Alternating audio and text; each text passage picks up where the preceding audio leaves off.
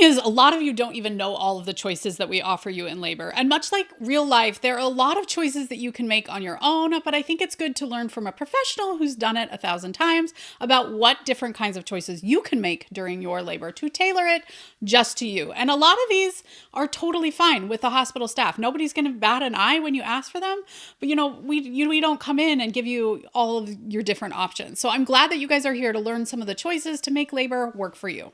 And one of the big choices that you have is packing your hospital bag. So I have a whole hospital bag packing list that I'm going to link to down below. It's going to be awesome, especially with some of these things that we're going to talk about.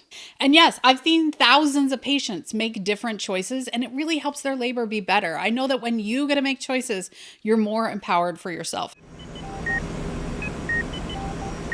Okay, one of the biggest choices that people don't know about is what they get to wear during labor. You can honestly wear whatever the heck you want. Now, some hospitals are going to be really reticent because if you were to have metal and we needed to pull you back for an emergency C-section, it actually can cause burns on your skin. However, thank goodness for all of the new bras out there that do not have wires in them.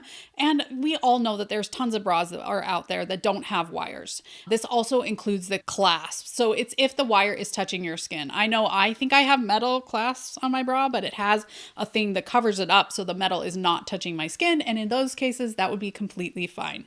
The other caveat is that you need to know that we may need to cut whatever it is you're wearing. So I recommend people don't wear their absolute favorite bra because it may need to get cut off of you. Have I seen this frequently? No, but I have seen it happen. And every time we do it, I think, oh, I hope this isn't her favorite. But, obviously it's an emergency. And it may get real dirty in labor. I think a lot of people are like, oh, it'll get a little stained. No, I'm talking like I've thrown so many socks away. People who buy a labor gown, a lot of times are like, just throw it away. And so they sort of feel like they've wasted that money. However, if texture or whatever is really important to you, I think it's totally fine. One of the things that I've seen a lot is a tank top that has a shelf bra on it. So it's real stretchy, doesn't make you feel constrained at all, doesn't have any metal in it because the sports bra is just elastic. And then down below, a lot of people don't want to have anything down there anyway. It's not like the hospital gown is protecting your modesty all that much. They just use the sheet as people are in the room. And then when you get up to the restroom, honestly, nobody cares. And I know that that can be really hard to imagine right now, but I'm here after seeing thousands of patients give birth to tell you nobody cares, which is crazy. I get it. It would be crazy for me right now, but nobody does in labor. So that's the truth. So you can wear whatever you want. You can bring a hospital gown from home. You just need to know those couple caveats. And let's say you want to wear a wired bra during labor. It is your right. Like the nurse can't say you cannot wear that bra. That's not her right. So you just need to know that if you were to go into an emergency, you might get burned. Those are important things to know as well, which of course is why I would recommend that you bring a bra that doesn't have any wires in it. And while we're here, there's actually a lot of people who go completely commando, totally naked. Usually they don't start that way, but they end up that way because they get hot or they just don't want anything touching their body. And that's totally fine too. One of the next choices that you get to make during labor is where you are going to be. That means, are you going to be in the bed? You could be in a chair. Now, some of this is dictated a little bit by the type of monitoring that you have or request, but where you are in the room is a choice that you can make. Now, most often when you come in, we love to lay you on the bed and get that baby on the monitor very quickly. Make sure baby is doing well, and laying you on your back is usually the best way to do that, or a little bit on your side. If you're really uncomfortable with however the nurse laid you, let her know. Most often you can shift to a position that is more comfortable and we can find the baby in that way as well. But once we've gotten that baby on the monitor, we've gone through our 6,000 questions, you can move about the room as you would like. There are wireless monitors. I have a whole post about wired versus wireless monitoring that I'm going to link to down below. But I just want you to know that there are options. You don't just have to lay in the bed. That video about wired versus wireless monitoring actually gives some of my best pro tips, especially using the doctor's stool. So be sure and check that video out as well. 3 caveats to this one. If we cannot get the baby on the monitor, there are certain things that we can't do, including an induction, an epidural, but usually with an epidural, you're going to be laying in bed. So you're not looking for other ways that you can be in your room. We do have to have the baby on the monitor in order to run an induction. Otherwise, your nurse could lose her license. So if there are some positions that you are loving that baby cannot be monitored in, that's a conversation that you need to have and see if there are positions that you can tolerate that we can monitor the baby in. You also need to know that your nurse will frequently adjust the monitor. Every time you turn in bed, the baby may go off the monitor and the nurse will come back in and put the baby on the monitor. monitor. That is just like our whole day is putting babies on the monitor. So don't be concerned. But you can also ask her if there's anything you can do. Sometimes you just like laying a hand on it, which isn't a lot of pressure for you, can help baby stay on the monitor better, and you don't have to be bothered by her coming in and adjusting the belts and the bands and all those different things. And if you're loving these different choices that I'm giving you, I would recommend that everyone take a high quality birth class from an expert. There's one that I recommend. I'm going to link to it down below. But these choices just don't come naturally to people. So using an expert to your benefit can be really helpful. I know a lot of people hire a doula to learn choices like this, but you can learn the choices without paying the high cost of a doula, because the good doulas are pricey and they were never in my budget. If they're in your budget though, I 100% recommend a great doula. Make sure that you're getting references though. Okay, the next choice is if you are going to let them break your water. I know all of us are envisioning that we're at the grocery store and our water breaks and we flood the entire grocery aisle, but only 15% of people's water breaks before they go into the hospital. And most people's water is broken by their doctor. There's a little crochet hook that we use to snag that bag and it breaks.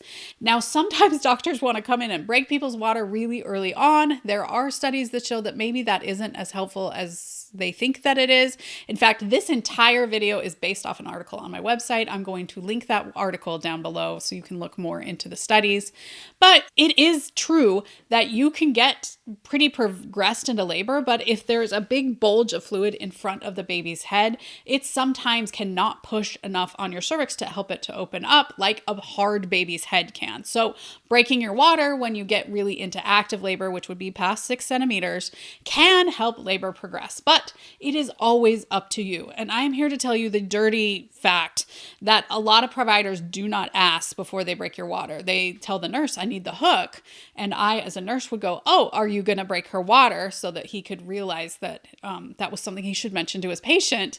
But a lot of nurses aren't going to be as ballsy as me. So if your provider is coming in and you are in labor, I think it's smart to say, are you planning on breaking my water? Just so you can get a heads up. Or tell them, I would like to be asked before you break my water, or just go straight up, I do not want my water broken yet, just letting you know. Those different kinds of things. Just so you guys know. Should they be asking? Should they go over the pros and cons ahead of time? Absolutely. But I'm here to say that some of them don't do that. That tends to be the older doctors. That is a generalization that isn't probably as fair as it should be, but just an FYI. There are definitely risks and benefits to breaking your water, which I again go through in that whole post down below. Now, one of the other choices is eating, and different kinds of eating, right? Like you can have a soda, you can have Gatorade, you can have a full burger. There's different kinds of eating.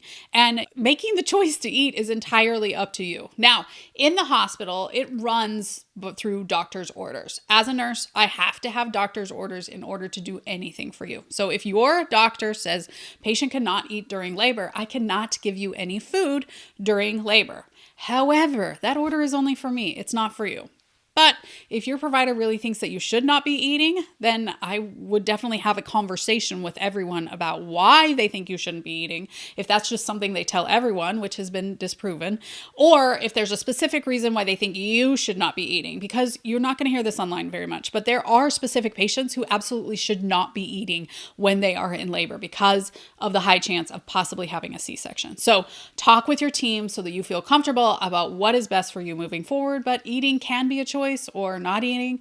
I will tell you that a lot of people freak out about eating ahead of time, but once they get into labor because of all of the pain and things like that, they're really not interested in eating besides like some clear fluids. A lot of hospitals have like a little Italian ice, which I think can be awesome when you're getting tired and you just feel like you need a little pick-me-up. I also don't recommend a giant meal. This is not the time to get the super value meal at McDonald's because you will see it again.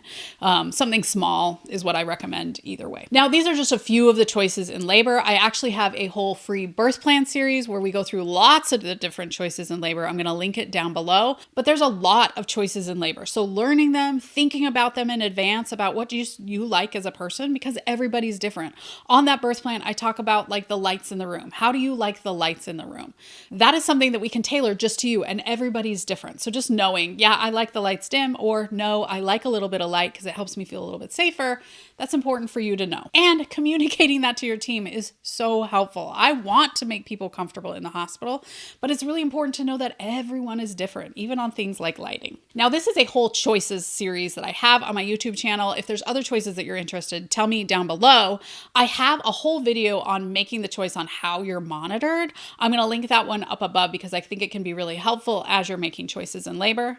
Thanks for joining us here on The Pregnancy Nurse, where we get you prepared, not scared, for your upcoming hospital birth.